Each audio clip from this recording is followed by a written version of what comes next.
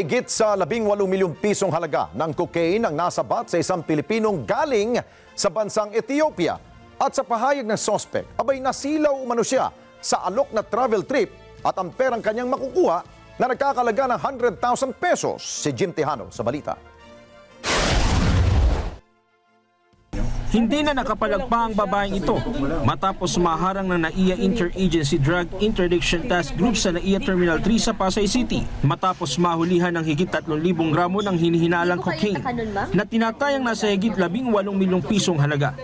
Sa ulat ng mga otoridad, galing sa bansang Ethiopia ang babae at pauwi na sana sa kanilang probinsya. Ito pong origin na to ito po isa sa ating binabantayan. No? So meaning previously may mga instances na tayo na nakahuli tayo ng mga pasahero carrying illegal drugs po galing sa origin na to.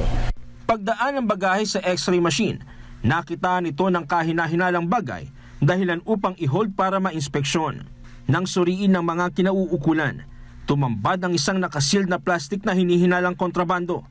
Nakita yung illegal na droga po na nakatago po dun sa false lining po ng kanyang baggage po, no, na inilagay po dun sa ilalim na part po ng bag. No. And ayun po, upon field test, lumabas po sa field test natin na ito po yung naglalaman po ng cocaine po. Tila nasilaw ang babae sa umano'y magandang alok at oportunidad ng isang foreign national dahilan upang ito'y patulan. Lang po yun sa Facebook. Ang pangalan niya po ay Jermaine Kim. Tapos, ano lang kami, palitan lang ng nag-alok siya. Gusto mo mag-travel. Tapos, hindi ko naman nakakalain ng ganun eh. May siya, sabi ko ay baka drugs. Hindi naman daw. Pero yan ay hindi ko talaga alam kung ano.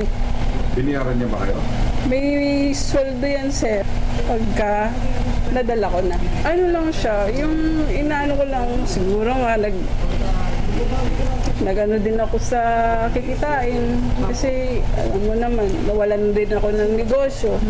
Siyempre, nag-grab na din. Sa ngayon, nasa kustodiya na ng mga otoridad ang sospek habang patuloy na inaalam kung saan nagmula ang iligal na droga at kung sino o anong grupo ang responsable rito. Jim Tejano, para sa mata ng Agila. Matatag, matapang, matapat. Maraming salamat sa inyo pong pagsubaybay sa Mata ng Agila Primetime. Para malaman ang matatag, matapang at matapat na mga balita, i-follow lamang at mag-subscribe sa AtNet25 TV.